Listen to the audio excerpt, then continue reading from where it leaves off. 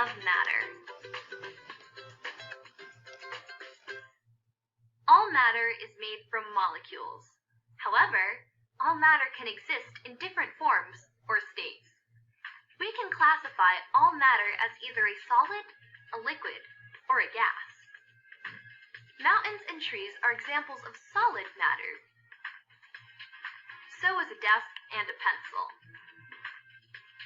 All solids hold their shape unless you do something to change them. Modeling clay is soft, but it is still a solid. It will hold whatever shape you put it in. Some matter is found in a liquid form. Liquids can be thin like water, or thick like milkshakes or syrup. All liquids can be poured. Liquids do not have a shape of their own. All liquids take the shape of the container that holds them. Some matter is found in the form of a gas. The air we breathe is gas. Steam rising from a boiling pot is gas. And the sun is a ball of gas.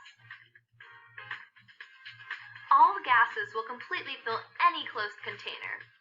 An example of a gas filling a container is when you pump air into a tire tube. When released, gas floats.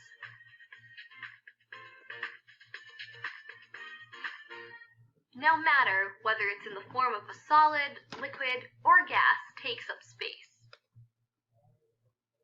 And no two objects can be in the same place at the same time. Each block seen here is taking up space, but no two blocks can be in the same space at the same time.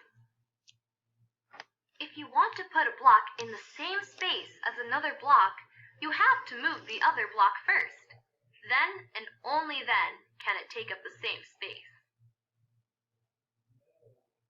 Liquid takes up space too. The water is filling up the space inside the glass. Now, if we added another liquid, like oil, it cannot be put in the same space that is already taken up by the water. Gases, like liquids and solids, take up space too. The air being blown into this hot air balloon is taking up space inside the balloon.